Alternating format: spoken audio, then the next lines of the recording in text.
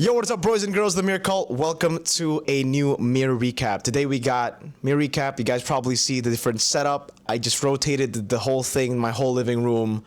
That's how it works. This is now the background. The TV is the background.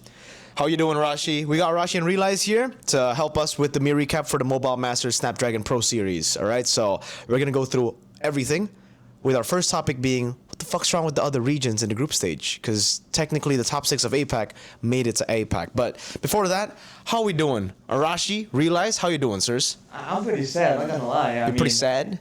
You know, it is what it is. It is what it is. I mean, I got interviewed like mid-match for the grand finals. And they're like, what did you think happened there? I just straight up, but like, what do you think happened? Like, what happened, bro? What kind of question is that? So I'm pretty sad because I really believed in my heart of hearts that it was that possible. they would do it. Mm-hmm. And to be fair, I mean, call it copium. Copium? Is it like, copium, chat? In the interview, ONIC PH did say it was a difficult match. A lot of the games were actually 50-50, even though eventually they did get the job done.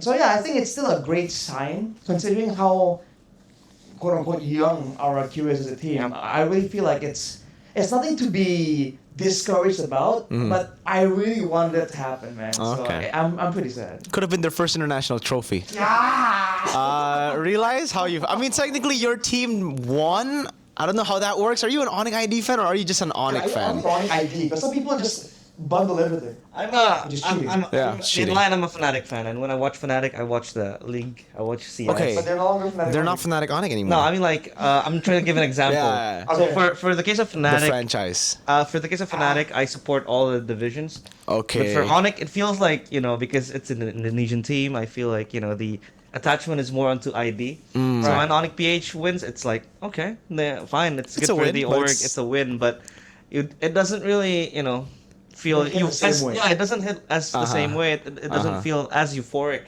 as ONIC. If that was supposed to be Kyrie and friends that would be able to win it. So yeah, I mean, you asked me how I feel. I'm asking you back. How do you feel?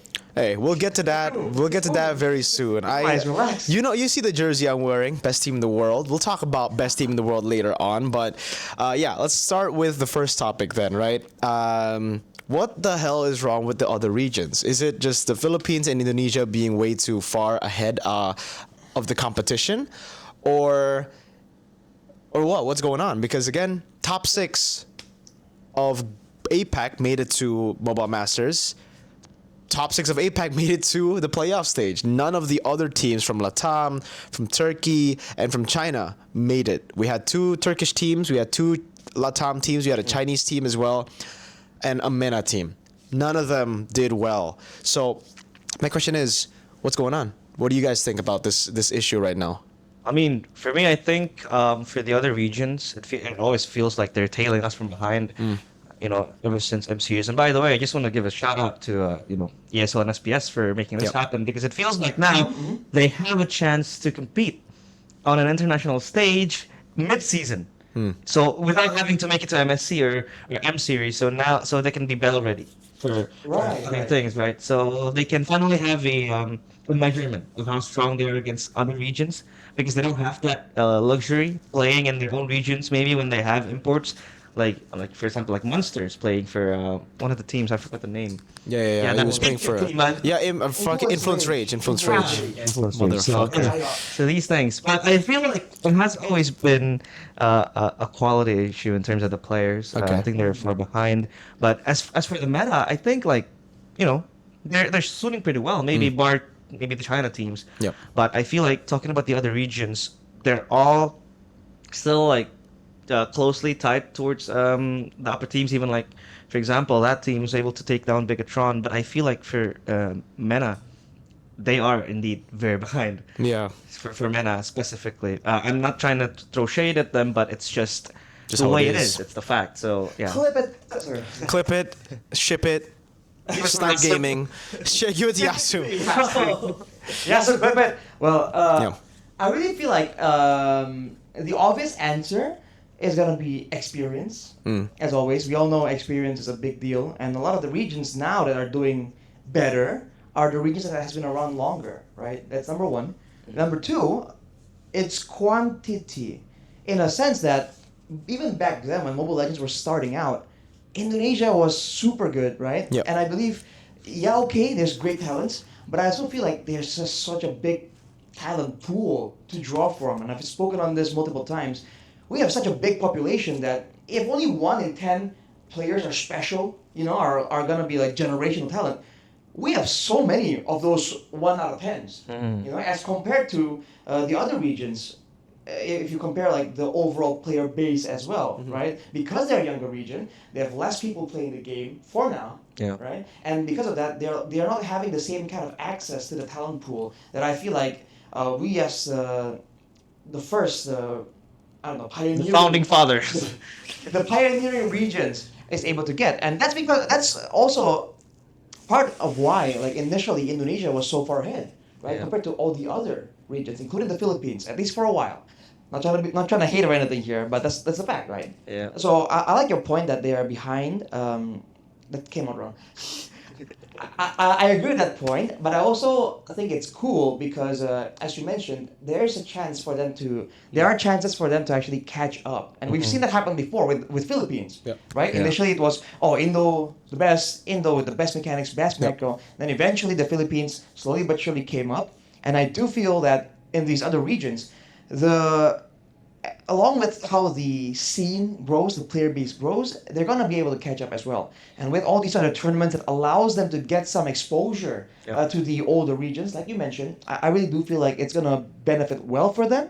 But for now, I feel like that are the main issues right there.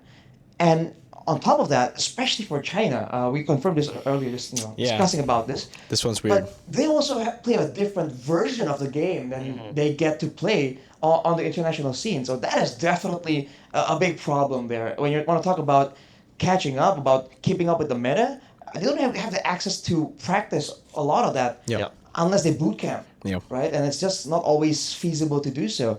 Because I do feel like my point earlier about talent pool, well, China and talent pool, Yeah.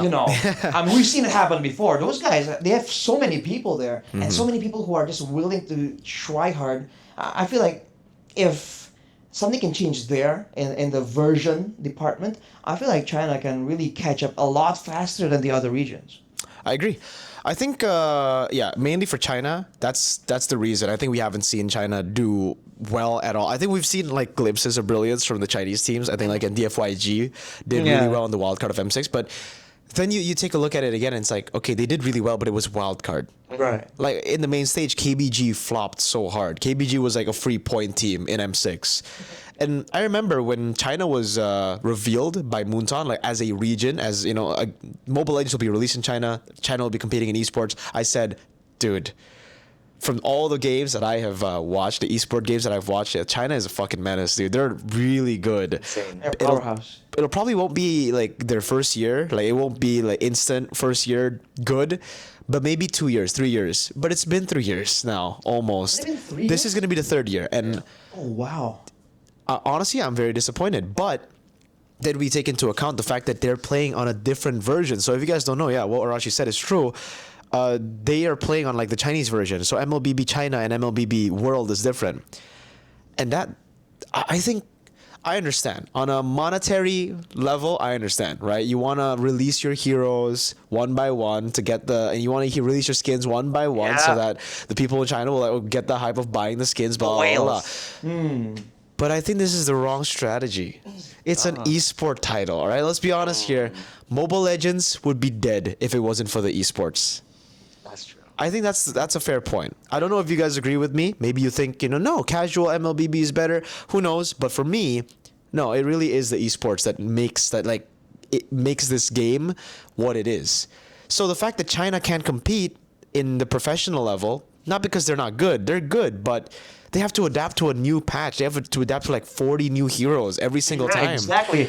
They only have access to how many heroes? At this point, I don't know. But even then, it's a fraction of what we have. even on the then, international version. their heroes are different. Yes. Like their Z-Long has a fucking anti-CC ult, dude. It's like, I don't know what's...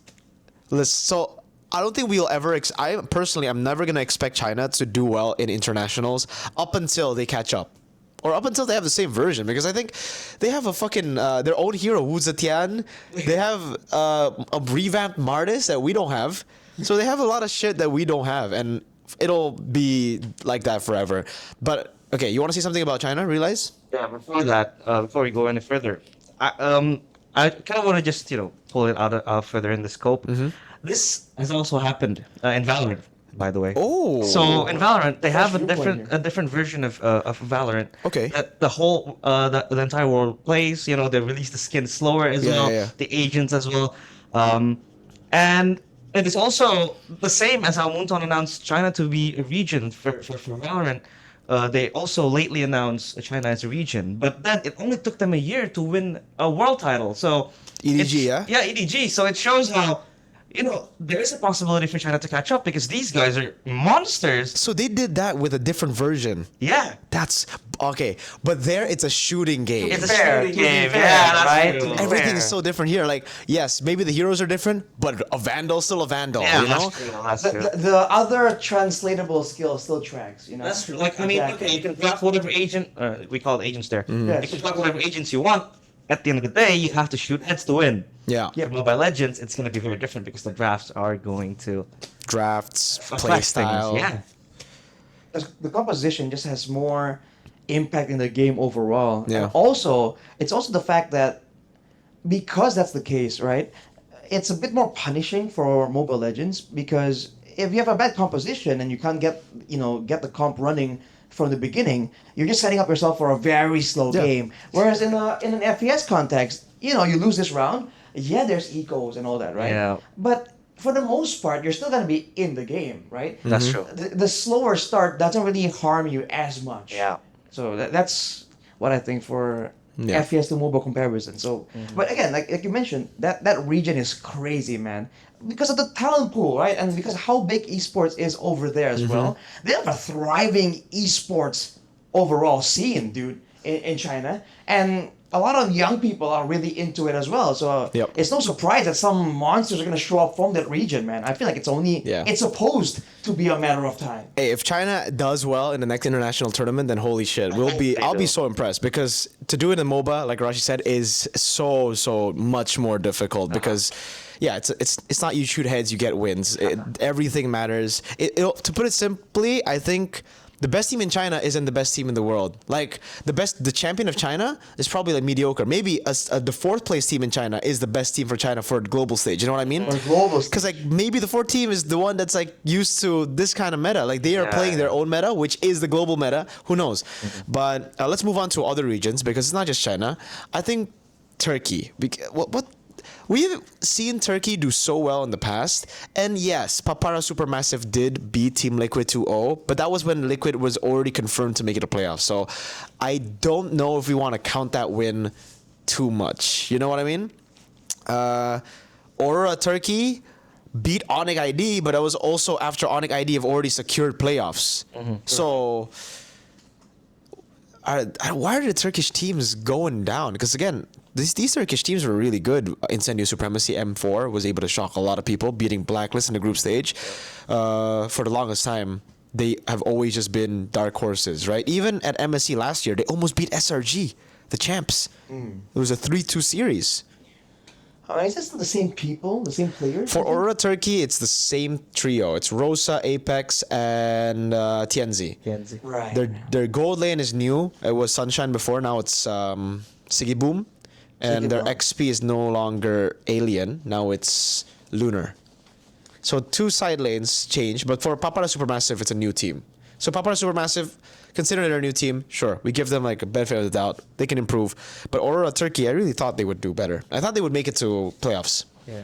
So my immediate concern is that, again, like Williams mentioned, there's not a lot of chances for them to kind of like show off what they got, And when you first show up, there's a lot more, I don't know, like incentive almost. There's that pressure. There's that feeling of like, we gotta show these people, I'm concerned. Like, is it because now this is no longer their first time? It's no longer special in that sense, and they're just maybe less motivated. I don't know if that's fair to say. To be fair, I didn't really get to see a lot of the games for Aurora Turkey because I was working and casting for different matches while they were playing, so I can't be completely sure. But the immediate concern is that because, I mean, we know like it takes a lot to be a pro player, especially if you want to maintain that level of performance. Yeah. And sometimes when things just don't get moving fast enough, people lose motivation. So that'll be my first thought and concern. Again, I don't know how true it is, but even in Indonesia, I've been a manager before, right? I've seen new players, old players. I mean, at least got to talk to them a little bit more compared to you, I guess, in a insider of a team perspective, and that's a big deal, man. Part of what's difficult is maintaining that motivation for the coaches and managers. You have to ensure that they have that, the fire just keeps burning, because otherwise, true for any sports, people just start slumping down. Yeah, I think the fact that Papa are Supermassive were there kind of gives a breath of fresh air because these Right. guys aren't as exposed to international matches.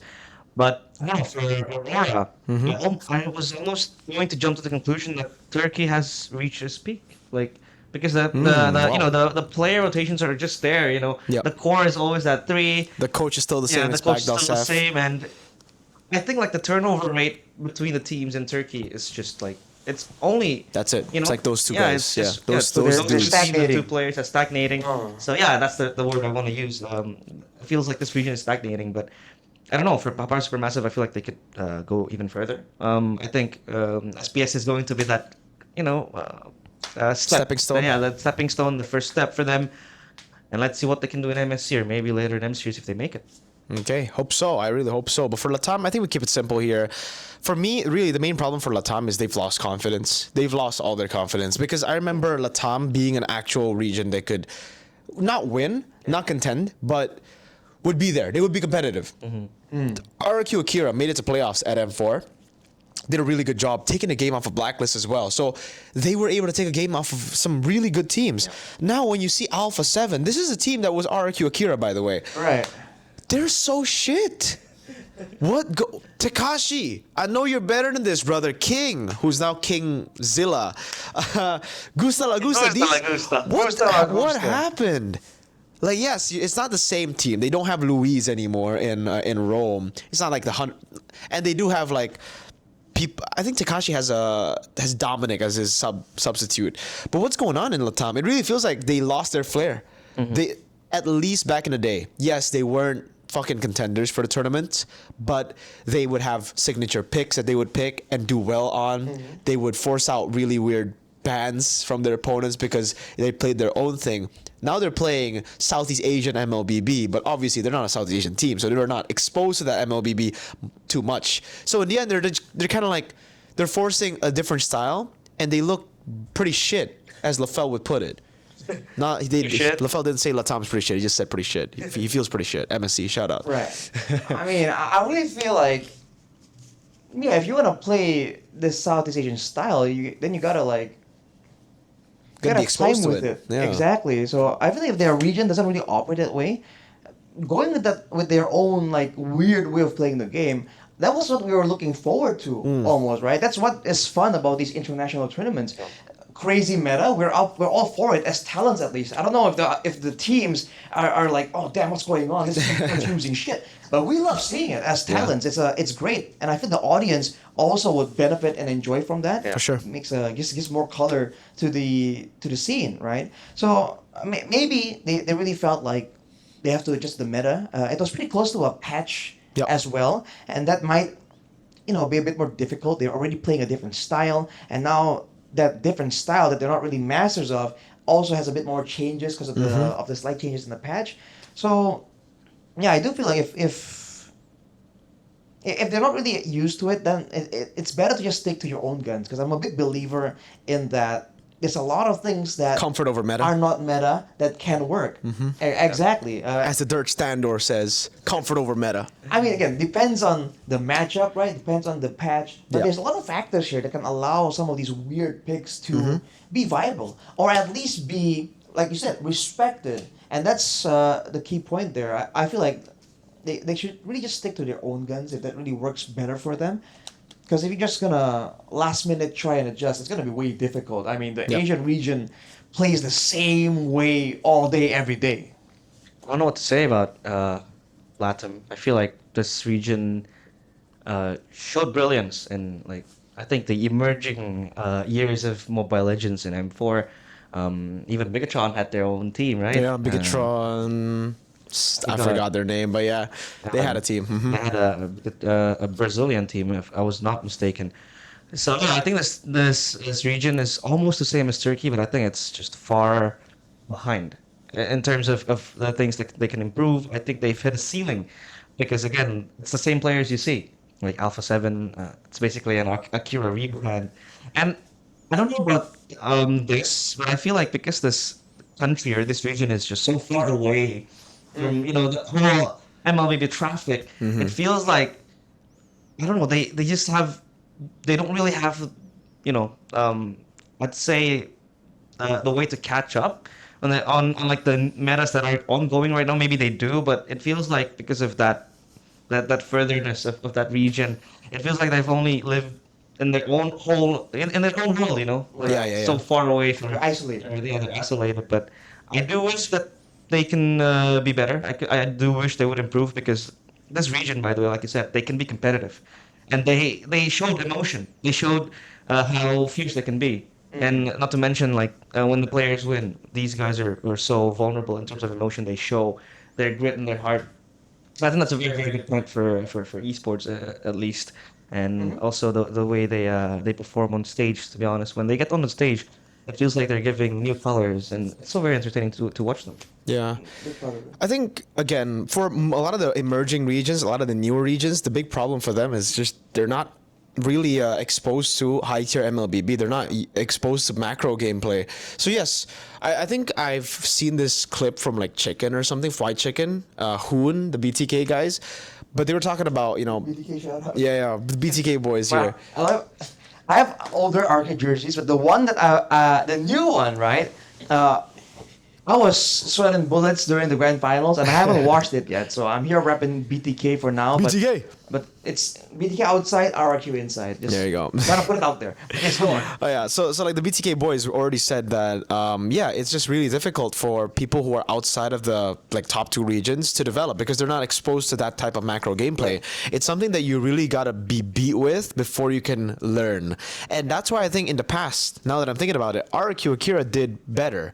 Because they were exposed to it. They were flown out from Brazil to Indonesia a lot earlier, and they would boot camp to go up against Indonesian teams here. They would scrim, they would understand, they would be exposed to it, and that's why they had a better performance than, now. Right. Where now they're back to, again, just playing probably up against LATAM teams who, to be fair, are probably really good there, but in Southeast Asia, maybe bottom, maybe MDL level, I would say, right?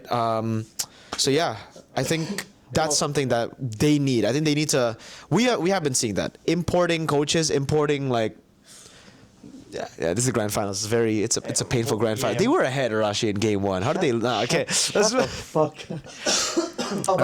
Just quick point though. Yeah. Do you think this is something that can be fixed, quote unquote, by bringing in like a coach, like a really good coach? I think so, but Because, that's right? why they gotta spend the money, the moolah. Yeah, And exactly. The thing is about exactly. the communication is going to be a problem. Yes. I don't think like for Southeast Asians, the reason why like Filipino coaches can do well in Indo is because obviously they can learn the language. Sure, yeah, they can learn the language because Southeast Asians. Yeah, we're closer. But for one of us to go to Brazil and to learn Portuguese or to be far away LATAM from to family. learn Spanish or something for like the other LATAM countries. Yeah, what are you trying to listen to? Like Brazilian funk? Yeah, like, hey, I love Yeah. Brazilian funk, but sometimes, especially, sure, you could be like, but they understand English. But when it comes to teaching stuff, maybe sometimes it's better with like mother tongue, right? Yeah. Anyways, I think we've stayed on this topic for a bit too long. MENA, we won't even talk about MENA. Falcons MENA. What happened? You had Ding and Good Night. You had a team.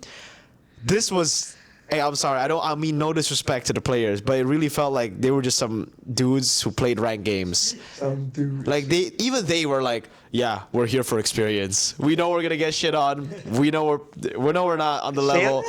In an interview, not exactly that, but basically it was like, yeah, we're here for experience. You know, so that's when you know we're here. We're here. We're happy to be here. We're happy to be here. All right, so let's move on to the playoffs, right? Bigetron. Let's start with them first because they were the first teams knocked out. Best team in the world. Really? What's up with Bigetron Esports? Oh my god. I'll get my 2 cents out first. Drafts are very on and off. Like they only do well when they get comfort picks. But even the drafts are just so weird. Luke never gets CC. He always just plays Badang.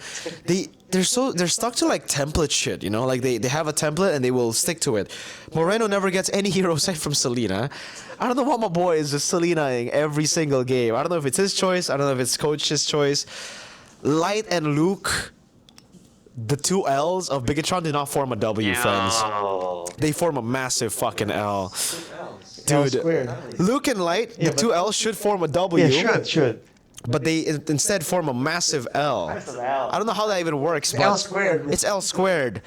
Luke and Light are so disconnected, dude. Like, whenever Luke wants to go do something, Light's like, nah. And whenever Light wants to do something, Luke's like, nah. And then, because they have 2 butting heads, I feel, in engages, the whole team's like, what the fuck are we doing? Like, Moreno, a couple of times, he would be on far side. He's like, are we going in? Or I'm going to pop ult. And then the team goes away. He's like, guys, what are we doing? You know? And Eman is the same thing. Eman will be pushing alone. His team would go in. He's like, what's this ranked shit, bro? Like, Why? and that's why they did really well in Game 3 against Falcons when they picked individual picks for everybody. Dude, they just got... Dude, it was Selena... Joy, I think. Was it Joy? I think it was Joy. And then basically the whole team was a bunch of like, it was a fucking rank comp. And they beat Falcons with it. Because individually they're still really good. Yeah. It's just they just don't function as a team. He just went like, fine, I'll do it myself. Yeah. So I think that's the big problem for BTR right now. They're still not synced. I don't know what'll happen. We do know what'll happen. But we can't talk about it yet. It's classified information. I tried to like not see it because I was going to leak something, so I do not know. Yeah. Membership only. If you guys want to know quick. What the fuck? If you want to know Is that quick. allowed?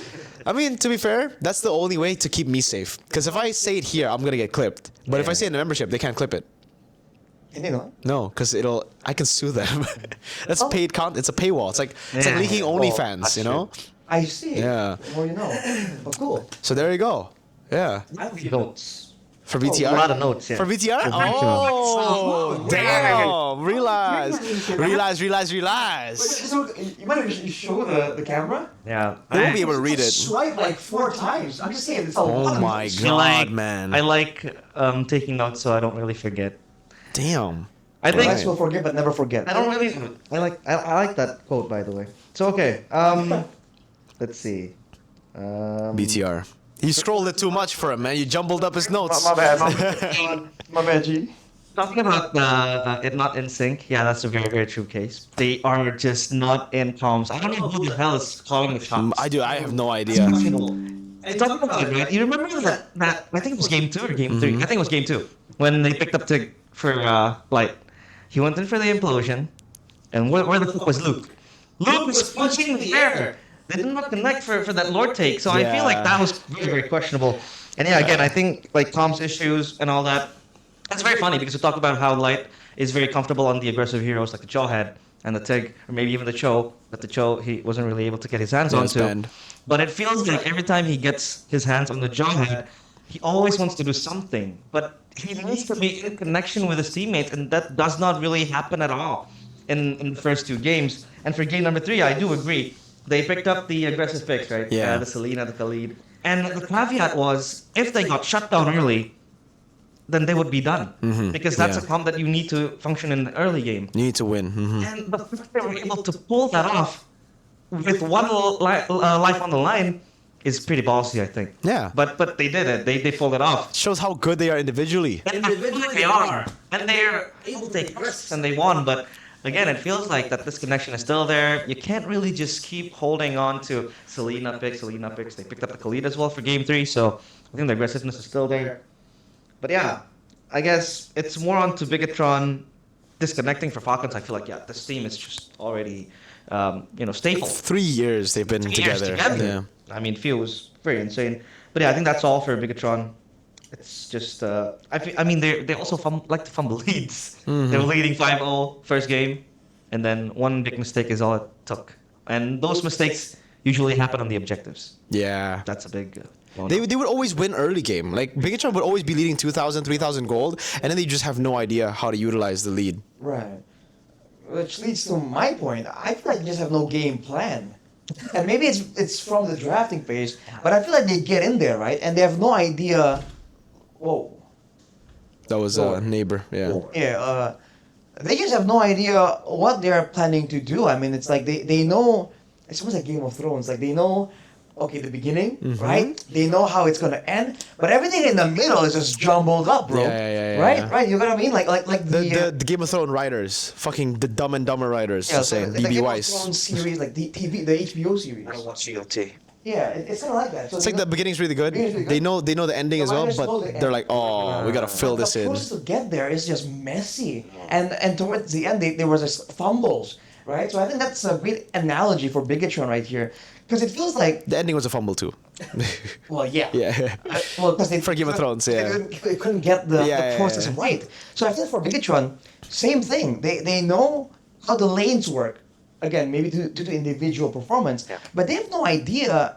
To me, at least, when I'm watching them play, because I casted like 2 of their matches, it just felt like they have no idea what the intention is, like which lane to make plays around, right? Yeah. Are they supposed to be engaging or disengaging? Right? And if they have 2 engagers, who's the main engager? Who's the counter engager? It's pretty I shit. mean, that's why we talk about the synergy between the roam and the EXP, because usually these two positions have the playmaking tools, and it's important to have good synergy there, because you can't waste the already limited engage tools, especially in the current meta when it's so aggressive. And sometimes the best way to win is to even counter engage. All right, so I feel like the disconnect between Light and I don't think it's just Light, but it's highlighted here between Light and Luke, like you mentioned, because that combo, the communication between the two is so important, and because of that, again, even Moreno, we used to think that, I used to feel at least that he knows exactly what to do right here. He gets a lead. What does he do when he gets a lead? He invades. He does something. I mean, he knows the next step. And this game is not played, immediately. It's you pre-plan. You set up. We highlight that so much in our cast as well. So the fact that you have no idea what the next 2 or 3 steps is, I feel like it leads them to play almost kind of randomly, taking weird risks, and I think that is what contributes to all these blunders as well. So I feel like that it might all stem from the draft, right? That's the initial assumption. But if it doesn't, that is almost even worse. That it means that the coach has no idea how to explain, like how to play the comp and strategies to the players. So the disconnect is not just between each other as a team, but it's also between them and the coaching staff, and that is just dangerous, man. Because coaching staff is so important right now. I feel like it's highlighted more than ever. I think in MPLID, it's proven. Top 3 teams have, in my opinion, very competent coaches, and then everybody else, we don't know. Like St. Lucas should be there too, but we just have been seeing like Liquid do pretty But okay, so I think that's where, are we done with Bigetron? Are you done? Yeah, I mean that's okay. I mean, one more. I think it's for you and for the Bigetron fans. I talked to the team manager. He's a friend of mine. Oh. I call him Olaf. Olaf. So I know he you, Olaf. told me to just trust the process, because I think Bigetron will be coming with surprises for. I know the surprises. I'm not too big of a fan of the surprises. I'll be honest with you. Like the surprises. Well, he told me it's just the process. Do you trust the process, Eric? Hey, clearly not. The fact that we didn't fucking keep Kescute clearly shows that we do not trust the process. We want fucking instant results, even though we got instant results with Kescute. How the fuck did we? Oh my god, bro. Let's move on. Let's fucking move on. So That is the biggest fumble of all time. Oh Thank my you, thank god, you, bro. thank you. Yeah, dude. Like, I ain't complaining. all right, let's move on to ONIC. ONIC ID, dude. I mean, to be fair, I think ONIC and Bigetron are on the same level, right? They're both pretty fucking No. shit. And it's more surprising for ONIC to be shit. Because Bigetron has a track record of being shit. You have a track record of being good, right? ONIC. So, what's up? Because, like, initially I was saying, yes, they have template drafts that make them very easy to read. This is an Adi problem in the draft. He needs someone to help. Adi is not a bad coach when he's part of a coaching staff. I think he's a pretty bad drafter alone. Which is fine. You get him a partner, and I think it'll solve a lot of the issues. Hopefully, ONIC do that. But the main problem now lies, I think, more in the game than in the draft. Because, yeah, we can talk all we want about the draft. Some drafts are actually pretty good, though, from Adi. Like, he's a 50-50 kind of coach when it comes to drafts. Sometimes really shit, sometimes really good. I saw a couple of good drafts from ONIC, but the players just didn't do well. Like, ONIC have always been a trio mid-centric team. It doesn't matter who you put in the side lane, as long as they're able to be there. Like, as long as they don't feed, as long as they're not garbage. Right. Savero is not garbage. He's really good. Ryota is really good too. Sans, Keyboy, and Kyrie are all underperforming. More so for Sans, though, I think. Sans has been very off. I don't know. Sans, it feels like he's a shadow of his former self. Yeah. Like he hasn't been on He's his not Gila, prime. bro. He's not Gila. He's kind of... What a son. Oh, Wara Sans, yeah. What means saying? He's saying Sans. He's not Yeah. crazy anymore. It's not really quick. I think he's not on his best performance. I don't know what happened. Maybe it's, again, we talked about this in the previous meal recap. Yep. Is it complacency? Is it, burnout? We never know Burnout. because he has been in the same team for like the past few years now. But again, I think SPS just proves our point that we made in the previous weeks. Much more solid and much more clear. The fact that Adi needs supporting staff. Yeah. He needs someone to help him. He needs and, help. we do hope that in this week, I think MPL will be starting soon. He will have someone that will walk out with him because he needs. You're confirming this? No, I'm just trying to Oh, hope. I'm just hoping that someone will. Oh, walk Sonic, I with thought he him. was confirming it. Or like, Yeah, I'm hoping because back then they only had the studio to talk in the back rooms. Oh my Hey, god. My goat. how dare you? How dare you diss the god of the Zetsuna, the back? god of the back back rooms, rooms. best coach of all time. Better than And- Yeb. I read a comment right in one of the lives. They were in Indonesia. In Indonesian, they talked about how. Oh, so this is how it feels to be RRQ, constantly bashing on these drafts, and now the Sonics are trying to feel it. I'm not saying that Adi's a bad coach. Again, he needs help. Yeah. And I think in one of the games, they just had needs help. adaptations on the fly. For example, when they picked up the Nolan against the Yeah. Suyo, I think that was that's one way that you could try to contain the Suyo is to have the It's a Nolan. Kyrie way. It's a Kyrie way, and you kind of have the Nolan to kind of speed up the process of farming. When you're behind, Suyo will have prio on turtle always because of the Soul Sever and all that stuff. But I think for Nolan, he's a very hungry hero. Yeah, in terms of very the goal. And then resource reliant. And then you have Moskov on Savero, which Yeah. also needs to farm at the same time. So then who do you give up? Do you give up the Nolan or do you give up the Moskov? Sensibly, you would say, yeah, give up the Nolan, we'll play for the Moskov for the late game. But then it becomes very confusing for Kyrie. What does he do now as the Yeah, Nolan? then no one's useless. Yeah, the Nolan becomes practically useless. It's just forsaken, it's abandoned. And then he has to become the tank who plays in the front line as a Nolan. That doesn't really make sense. So, again, these type of things, yeah, clashing roles, clashing ideologies, and please, Mr. Rob Clinton or whoever is behind of Whoa, ONIC. name drops. He's the CEO of ONIC. Yeah, was. Yeah. What's the CEO Justin. of ONIC? That's the guy you want to aim. you know, Justin. Mr. Justin, please. And Gordon was just telling me, like, yeah, dude, CEOs shouldn't be in the spotlight. People shouldn't know who they are at all. You know, talking about a different CEO that's just around.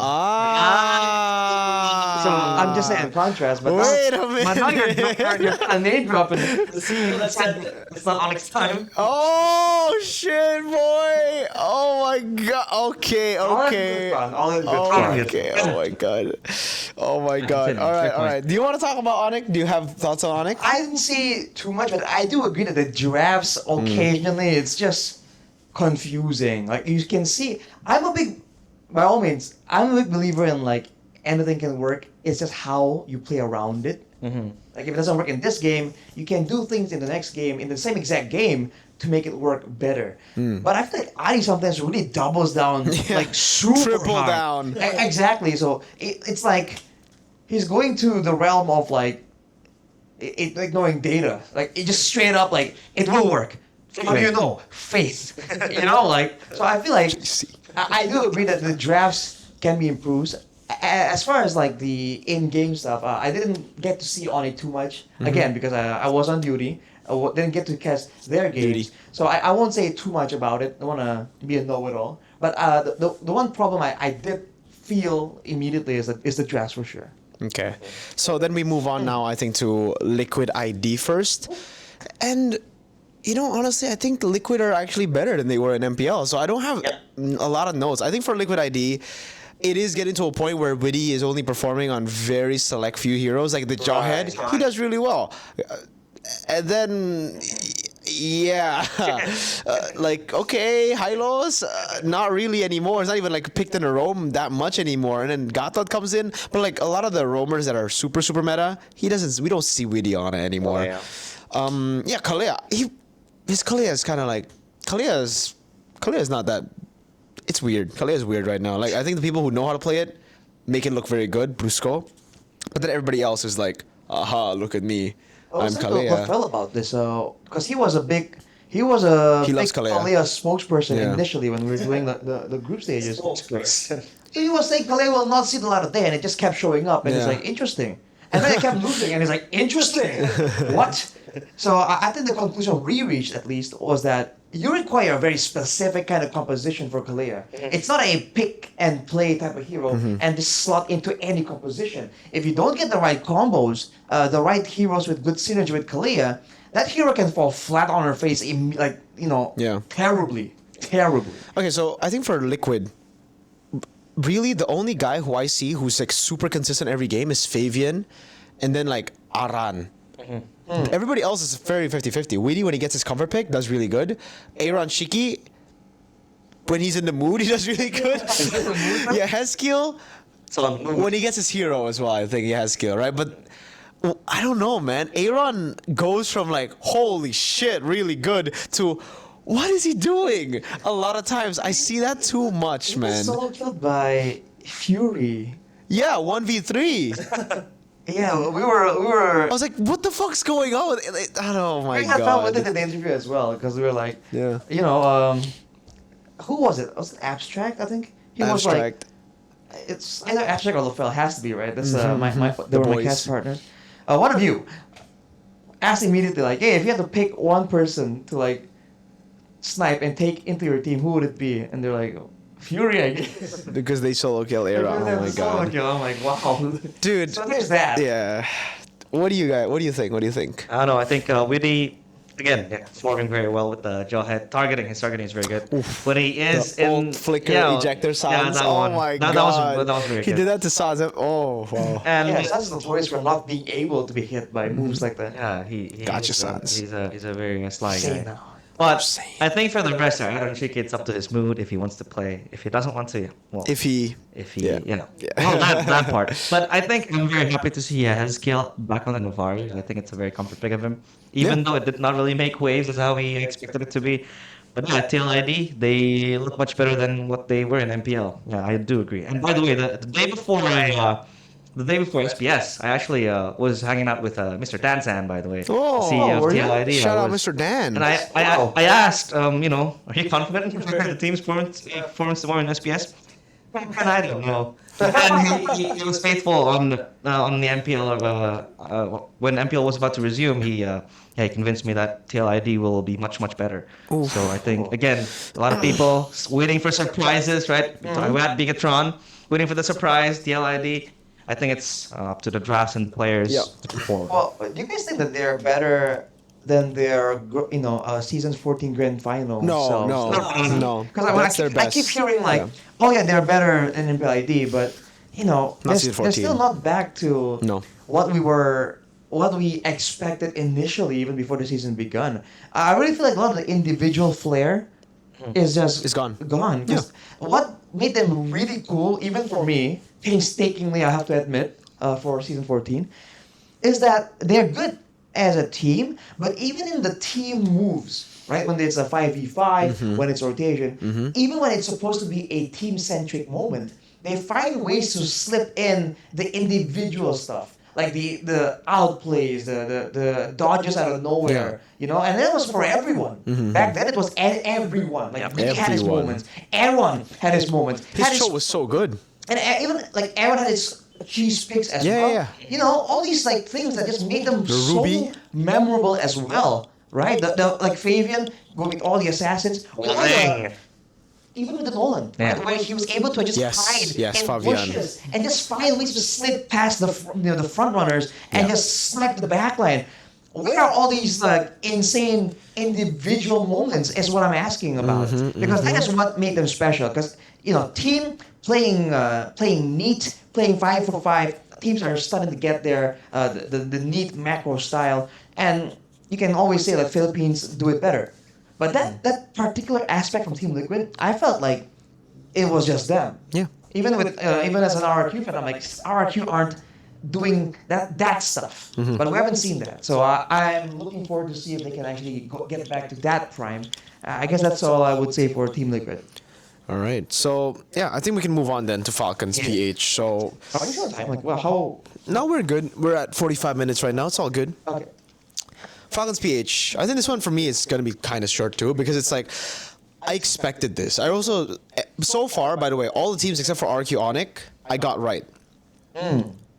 And it's pretty similar to how I predicted it as well. For Falcons PH, they're a team that really needs their side laners to perform. It's like the opposite of ONIC. ONIC need their trio mid. Falcons PH have always been reliant on FlapTZ and Super Marco. More so on Super Marco, right? FlapTZ to make plays, but Super Marco to carry the game.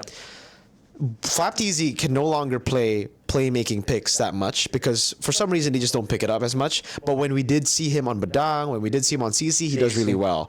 But then you see him on Hylos and it's just like, it's kind of like a Luke situation. It's like, why is Luke playing Hylos, you know? Agreed. Same thing for Flap. You need him to play a game-changing hero, someone that can change the game. But more so again for Marco. When you set up for Marco, dude, this guy is so good at video games still. Like, he was my best goal laner in the world at M5, obviously. Even before M5, I was already saying, like, this guy, I'm saying, this guy is fucking good, man. He's, like, so good. No one can go up against him. He ended up winning. I think he was also Finals MVP. No, it was Flap who was Finals MVP, but he did really well. When he gets his picks, he does really well. The team does really well. Everybody else is kind of like, all right, they're still there. Ogwen has some cheese picks. Few has some good performances. But it feels like right now they're just, you know, a team that is not really liking the meta that much. They still are good when they get their picks, but in this meta, they obviously can't get their picks that much. Yeah. Well, I mean, for Falcons, I think that was a very good point you made, where FlapTZ is no longer playing playmaking heroes. I think that was the reason why. I think it was game one where they picked up the Fred jungle. Yeah, but that one actually worked though when they went for 1-1, right? That worked, yeah. And then they had Malia as well with extra. So, you know, the Fred. CC, Fredrin, and Ines. So it's like tank jungle back again. So they had the tank jungle, meaning that they could play CC for XP. Yep. So Yep. again, like side lane carries. I think it's a great choice. I think I remember that one because it kind of stands out. But that's the idea, right? You're going with these aggressive and like utility heroes like the Kalia, like the CC. So you need someone to actually frontline. So I think the Fredrin just slots in well right there. Again, showing that if you have an idea and you know how it works, I mean, just go for it. It can work. So do you feel like that they should kind of embrace the fact that that's their identity and I just think like so. get back to what kind of made them great? It's either they do that or they play for the meta right now and they completely change their style, right? I think. Yeah, but completing your style though. I mean, we just talked about Brazil. Yeah. Right? I think the meta, the patch that'll be coming will benefit them a lot. You know what? I'll say that much. Because a lot of things will be nerfed that have been like Disgustingly painful. disgustingly painful, and I love it. I love the new patch. I think it'll change a lot of things, so we'll keep it there. Are we done with Falcons PH? I mean, there's really not much to talk about because they've been the same team for 3 years, man. It's like Well, they're consistent. they're consistent. They're really good. Yes, Consistently third. but now we whoa. Hey, bro. right When was now. the last time they played? Yeah. Okay, Right now. for But again, now. I think MCUs, they're a different monster. Okay. My bad. Don't attack me for that. A Falcons AP Brand fan. I don't know if you want. You can find him. M5 finals. Yeah, he has the grudge. He's an ONIC fan, so you know. Sorry. Oh, now you can laugh back at him because we're talking about RRQ next, dude. RRQ Hoshi. I thought they were legit. In my prediction, I said realistic prediction for me, it'll probably be ONIC Philippines. Yes. But this is the first time in a long time that I actually believe in an Indonesian team in the grand finals. Same. That's why I was like, you know what? I'm gonna go Indo this RRQ 4-3. But even then, I said 4-3. There's no way they would get it done less than like it. It would be close. It would be the closest grand finals. If RRQ won, it would have to be close because it's ONIC PH, man. All right, let's talk about RRQ. For me, mistakes. Biggest problem for RRQ is Sutsujin. Not in his performance, because again, when he gets his heroes, he's great. I'm not saying Sutsujin is a bad player. He's an amazing player when he gets his picks. He gets his hands on farming heroes like Joy. Heroes who can play for mid game. He's amazing. That's his forte. But then when you need him to play Suyo, when you need him to play Fanny, when you need him to play these other picks that are very, very meta, he doesn't do well. I think Sutsujin can be saved for when the meta suits him again. But for now, Hazel is my choice of jungle. Fanny, though? Oh, he's really good. That's why. That's the point that I want to bring up right now. Was Susujin's Fanny never good though? No, I don't remember him ever being like known as a Fanny user. Yeah, he wasn't known. Ling. Ling. I Still thought Ling. that he was at Haya. least decent, you know. But Yeah, when, I when agree. we saw it, See, I agree. He's decent. But in this, when you meet up against a team as good or even better than you, you can't be decent. You have to have a auto ban Fanny. Blue side, red side, every single game for RRQ, they would have to ban Fanny. Every time. They would never leave Fanny open on blue side. That's the side that you would want to get Fanny open because, you know, again, you want to force out the ban so that there's another hero open for you. right? And all ONIC Philippines did for 5 games, or sorry, yeah, 4-1, for 5 games was ban Lucas and Harith. Ban Lucas Harith, pick up Suyo, because again, when Suyo is open, Sutsujin never takes it. They always prefer Granger. Only in the last game did they take it, but it's because they already lost against Suyo 3 times. Yeah. So, no Fanny, no Suyo. Those are the 2 most busted heroes right now. And Sutsujin can't utilize it to that potential. That's why I think Sutsujin is the biggest problem. It's not to say that he's bad as a player, because he's still really good. They got to the grand finals with him, obviously. And in the grand finals, too, on Joy, he was the reason they won game 2. If it wasn't for his Joy, they would lose game 2. So that's my take. It kind of limited Cascute in the drafts. I'm inclined to agree. I feel like he wasn't. I was a bit surprised when I saw, because again, looking at hindsight, it was a tough game for the Fanny as well, in a sense that there was a lot of ways that Fnatic ONIC PH. For some Fnatic, ONIC Philippines. But yeah, ONIC PH, they did a great job just finding all these tools to really Yeah. make Susujin on the Fanny miserable. And I agree, if you're just decent against a team like ONIC PH, they're gonna really make it difficult for you. So I do agree, there's that. I felt like he wasn't really performing to the level that we expected. Yeah. Even in his strong suits, because you have to remember that for the longest time.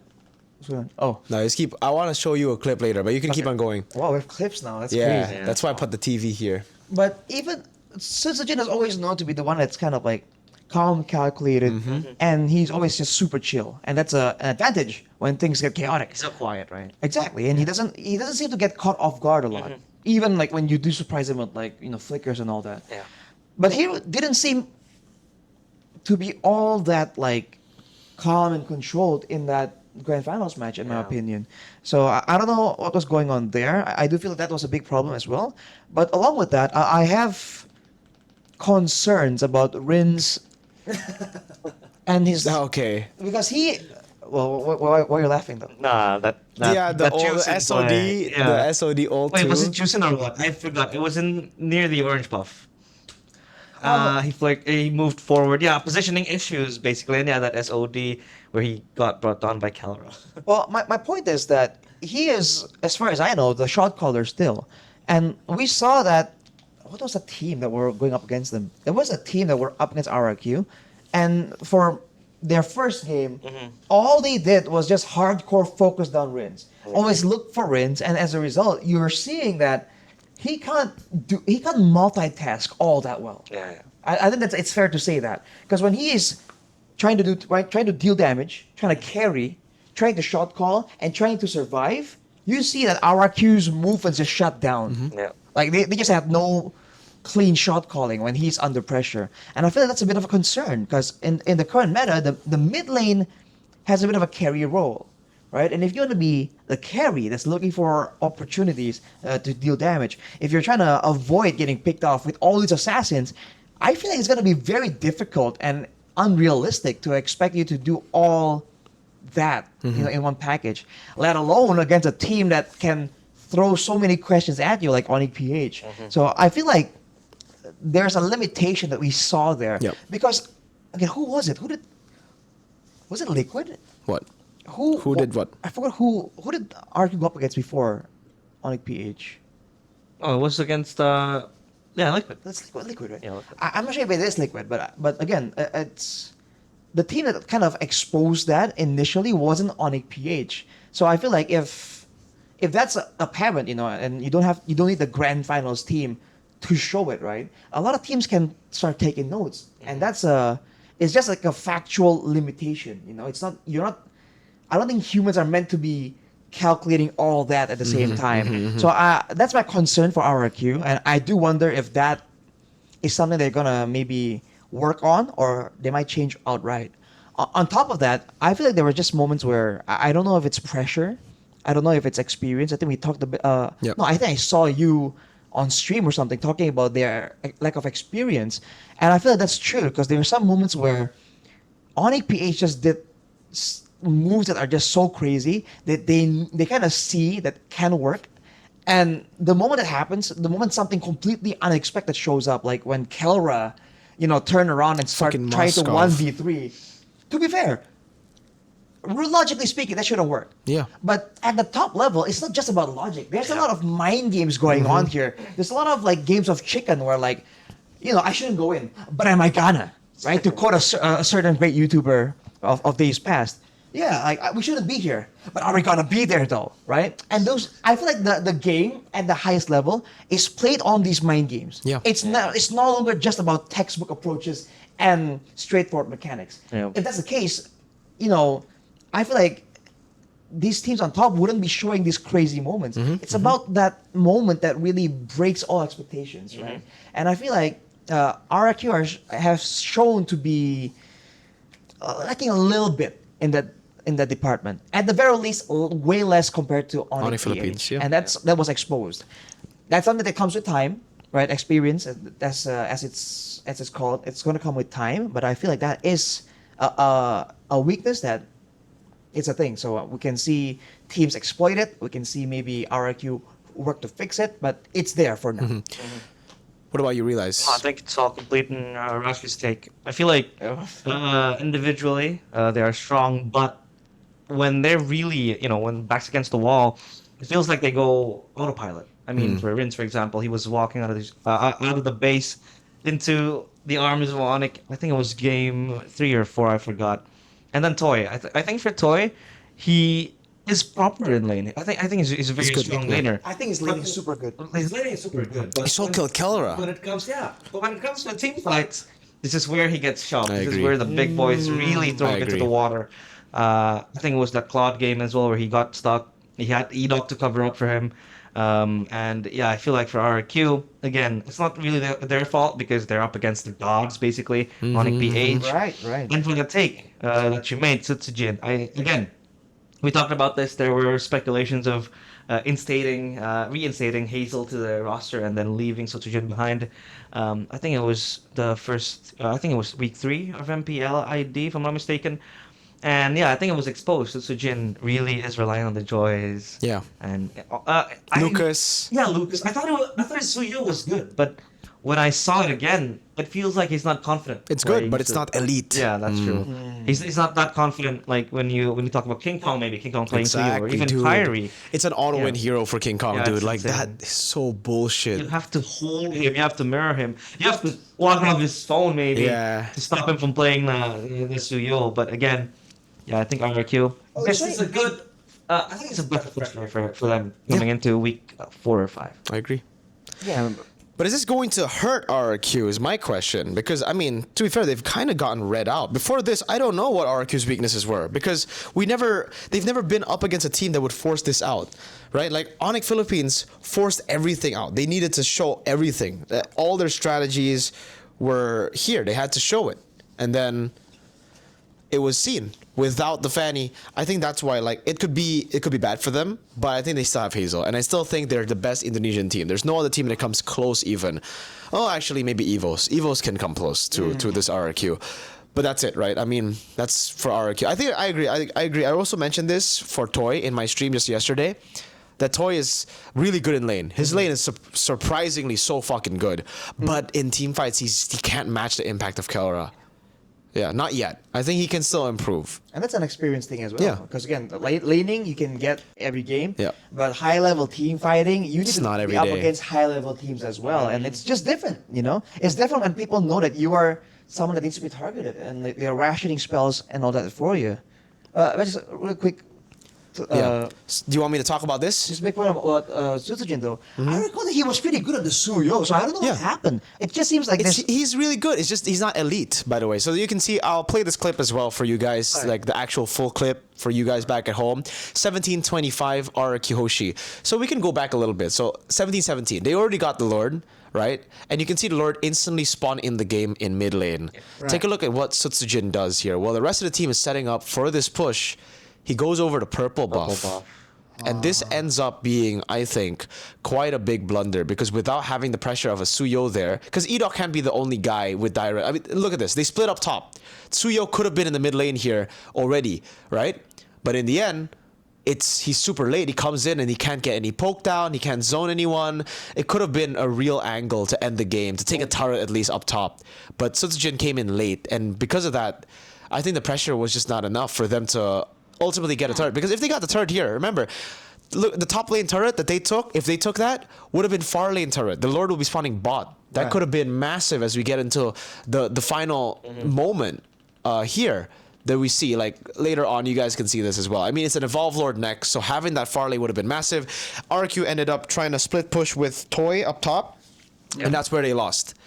So that one moment, in my opinion, a mistake, going for purple buff when your team has an advantage with the Lord is him going back to his bad habits, because this is Sutsujin bad habits that we saw even when he was in Evos. When the game would just stagnate, there was nothing much to do. When he doesn't know what to do, he would go back and farm. And I feel that there's when he was in RRQ, there was just one game that I don't remember games in particular. I can't name you which one, but there was a game where we also critiqued him on desk where he was. Yeah, nothing was going on. He just starts farming, and he used the red tree even. So I feel like that's not the first time we've seen something of that nature. Yeah. I don't know if the other cases has been as fatal by all means. But yeah, I do agree with you. That's something we've seen before. Now that you're highlighting it, yeah, it makes sense. Okay. So last topic here, ONIC Philippines. I think we don't have that much to say about ONIC Philippines because for me, it's just so good. yeah. I think for me, it's just Damn it. fuck. They're just really good. I think ONIC Philippines are on a level of their own for the longest time now. They look normal in the Philippines. They're number 3 in the Philippines. True. But Kelra and King Kong are godly. If we're talking about Mobile Masters, I think that's it. Like, I mean, Kelra in particular, Prince is amazing, but I think he didn't really like make any plays that would make him like, oh my god, Prince has like exceeded his own level. No, but Kelra, That spear. on the Moskov, on the Granger, the plays that he was making, it was just bullshit, okay? It was bullshit. So, Kelra, you're too good at video games. What were you going to say, Realize? The question is this team generational? Yeah.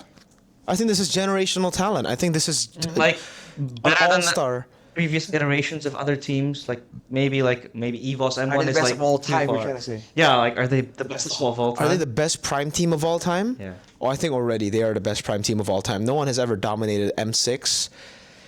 2 international tournaments and again back to back. So 3 international tournaments back to back to back like this before. If they end up winning MPL PH and winning MSC, I think even if they don't go on to win season 16 and win M7, they're already the best team of all time. Dynasty. I think it is a dynasty right now. Like they are just that good. I think this is a generational run that they are going on. Yeah, and the fact that no one can clearly point out to a straight up weakness on the team, it's just crazy. The weakness is a lot of times you'd be like, all right, Kirk's the weakness. Then when he goes Yeah. 0-8, the whole team carries him. And then you'd be like, oh wait, Kirk's doing good this game. Brusco's the weakness. Brusco goes 0-7, 0-5. The whole team does well. Kirk does well in his place. And then say Kelra's having a bad game. You don't need that. You don't need Kelra because King Kong's already winning at 12 minutes.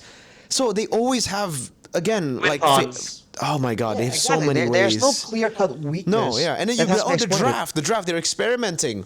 They're like, yeah, we've been experimenting all this time so that we can do this, lift a fucking trophy again.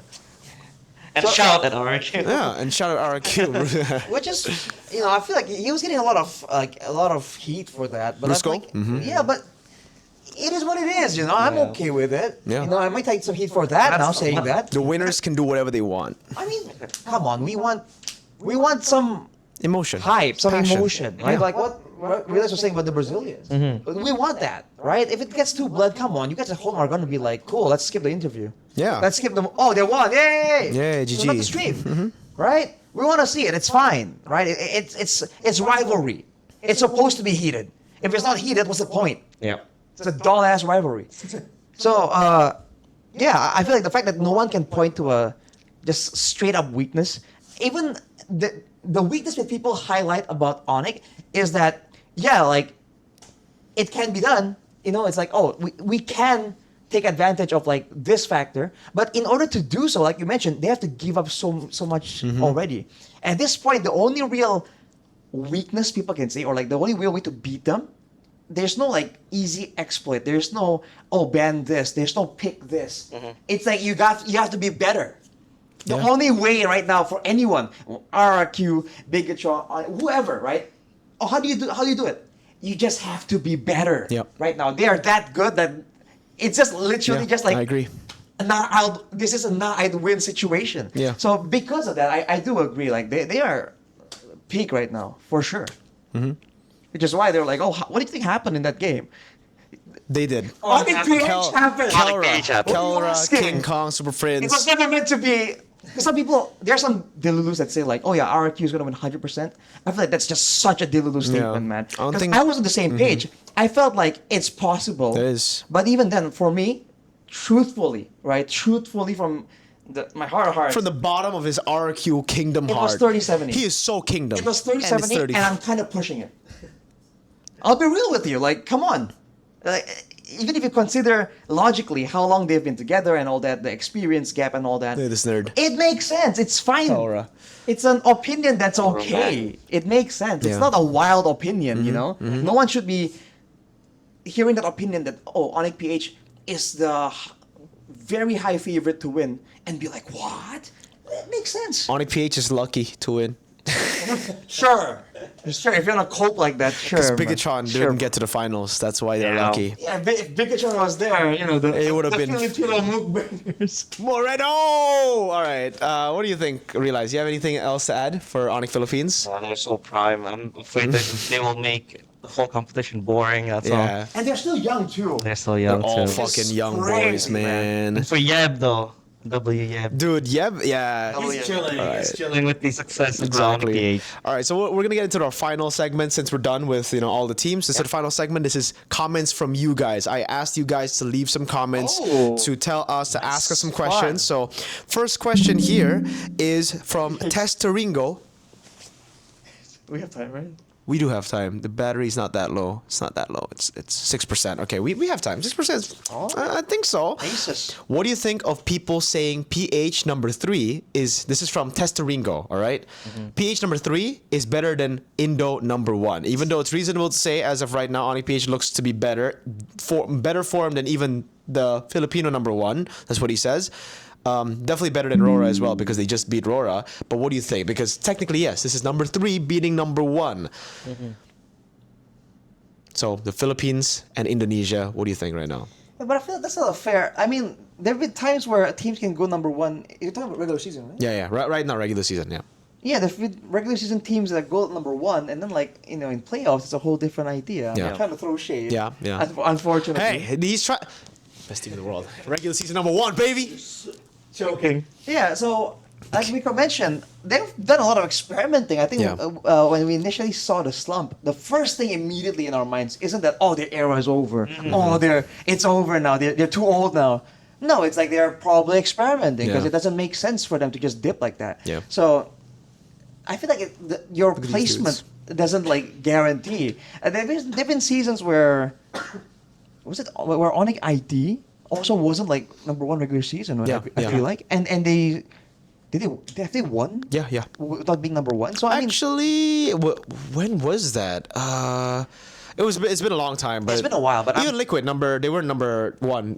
RRQ was number 1 last season, and number 2 won. So exactly. So I feel like again, these are just points, and there's a lot of factors that go into it. And I'm the big guy on that backstage or on desk. I'm like, hang on a second, that doesn't seem right. They must be experimenting. And Mirko's the guy that tells me bro, there's no reason for them to experiment now. Why would Yeah. they do that? Yeah. You know? But I'm the guy who's always they're experimenting. So I do believe that, again, if you have a plan, it doesn't matter if you don't get number 1, right? Because you're not gunning for, number 1 regular season, right? You're gunning for the championship. Yeah. So I feel like, it is what it is. You're gunning for consistency as well. But I feel like there has been always this conversation of a gap. I mean, PH is just miles ahead of us.